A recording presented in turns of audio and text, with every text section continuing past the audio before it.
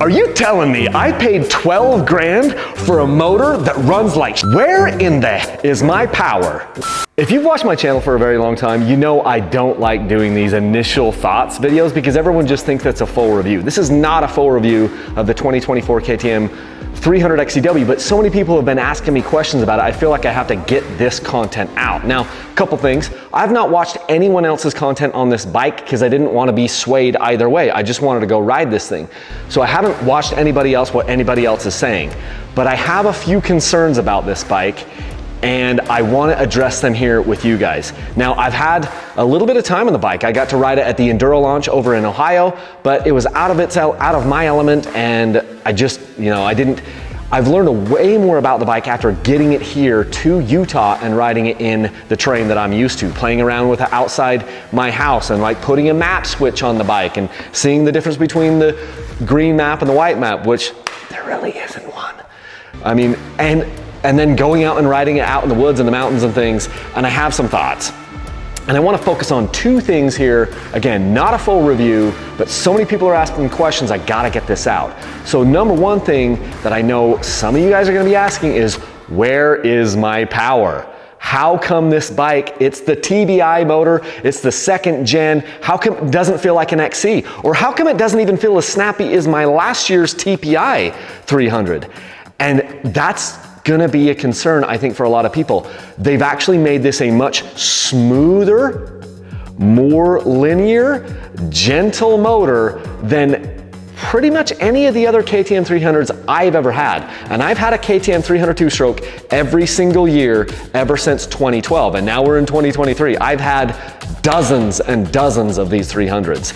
And the way that they've mapped the 2024 KTM 300 XCW is softer than any one of those previous bikes, those previous motors I have ever had. Let me say that again. It's mapped softer than any other 300 KTM I've ever had. Now, KTM is doing a ton of research on these things and they're passionate about this stuff, and they obviously wanted to make this a smoother, more tractable, more linear power, and for a lot of off-road guys, it's actually a good thing. I've talked to some of my buddies and they're super excited about the way that the power is delivered. And I think that's great. And so KTM has this contingent. Now you've got the XC bike, which is the full-on race bike, and the full-on race motor, and now you've got the XCW, which is the off-road enduro version, which is a softer hitting motor, a smoother power delivery, very, very much smoother. I'm not saying this bike doesn't have power. I'm just saying they've removed some of the snap from it, and here's the problem that I see. There's a contingent of people that are gonna love that. They're gonna be like, oh, I want traction, I want smooth power, I don't wanna be worn out. And for those people, this is gonna be a really, really awesome thing, and they're gonna really enjoy it and be like, oh, I'm falling in love with my bike again. However, there's this whole other testosterone-fueled version, like contingent out there, that are like, where's the snap on my motor? Yeah, sure, I want it to be gentle if I want it gentle, but I want it to be a fire-breathing dragon, and this bike has less power than my last bike, and it has less power than my buddy's XC over here, and there's gonna be this whole clamoring of people wanting more out of this bike, and it's going to create this whole huge microcosm. Is that weird? I just said that, a huge microcosm. That's like oxymoron. I know that the aftermarket guys are already like foaming at the mouth because they're like, hey, aftermarket heads and aftermarket ECUs and all these things, and we're going to make this bike, we're going to give this bike back the power that it's supposed to have.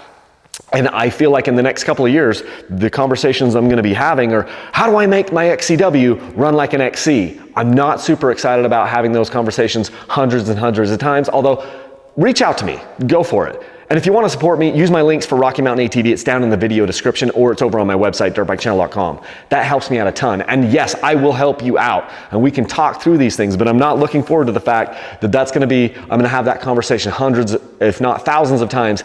How do I put the power back in my XCW?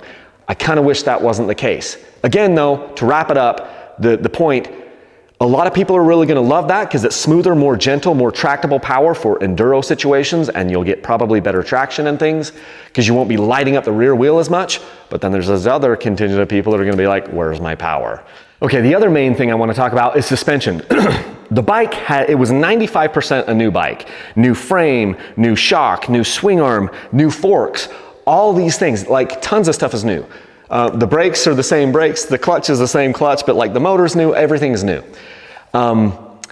And here's the thing. So with the suspension, so it's these closed cartridge exact, they're calling it the exact fork. It's a closed cartridge fork. It's very, very good.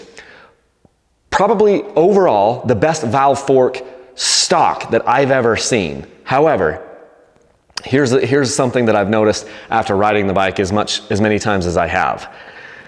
The motor, they definitely, I know, back to the motor. The motor, they definitely mellowed it out so that it's more for enduro riding. The suspension though, I feel like actually got a little bit more geared towards a little bit quicker pace.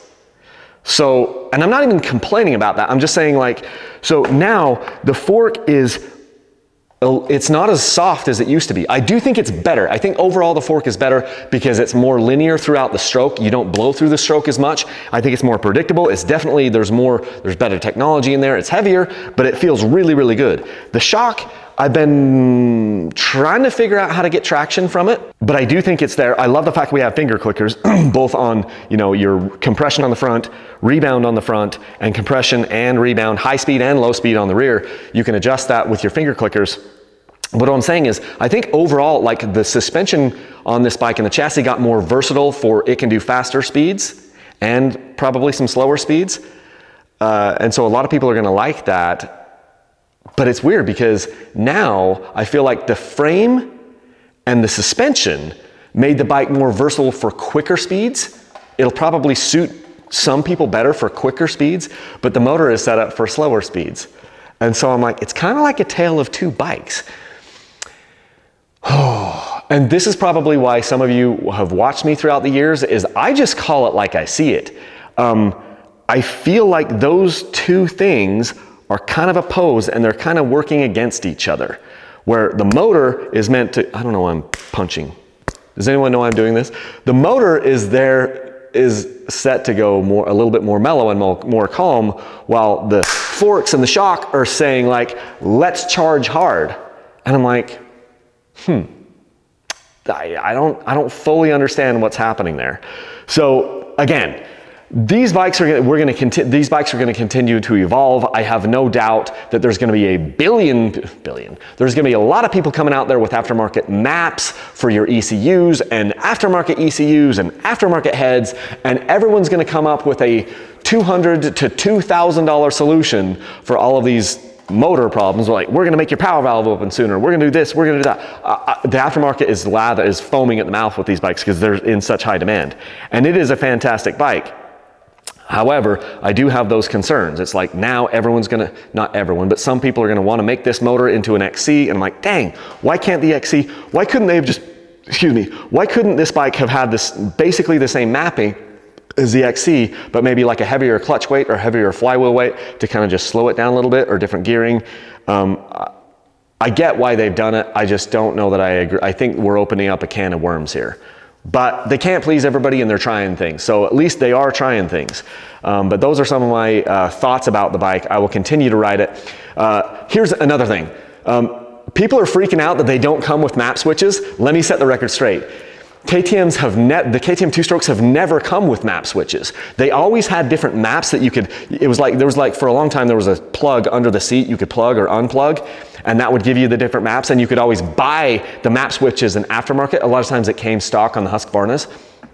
But the KTMs never came with map switches. Now they're coming on the XC bikes as stock, and everybody is losing their mind because they're like, well, why doesn't, they're not giving it to us on this. I'm like, the only thing that has changed is KTM actually is including the map switch on the XC bike. It never came on the XCW. Let me say that again. The map switch never came on the XCW, and it never came on the XC. So now here in 23 and 24, they're giving us the map switch on the XC, and that's the only new thing. It's not coming on the XCW stock, but I did take the map switch off one of my XCs, put it over on here, and again, it's not that big of a difference. I don't think you need to waste your money by buying the map switch for the XCW because it's already soft enough, and then if you put it in the white, the green map is the hotter map, you put it in the white map and then it's just a little softer, but you can't really tell. It's not worth the cost and time of putting it on, in my opinion. Hey, if you like these videos and you want to support what I'm doing here, one of the best ways to do it is use my links to Rocky Mountain ATV. It's down in the video description, or you can find it over on my website, dirtbikechannel.com. You click on that link and then you shop with Rocky Mountain ATV. You buy anything they sell. You log into your account just like normal. It won't cost you a dime, but it does give me a kickback, and that is a super, super way to support what we're doing here. This bike will be a sweepstakes bike later in the year, probably in September actually. I'm hoping to get another one to replace it, but there will be more content coming out on this bike, and it'll be a sweepstakes bike along with something else that I have in here, probably an XC, maybe my 23 250 XC. So I appreciate all your support. Reach out to me on over email if you have any questions. That's the best way to get a hold of me. It's Kyle@dirtbikechannel.com. And yeah, that's what I have for you. So not a full review of this bike, but those are some of my thoughts. And until next time, leave a single track.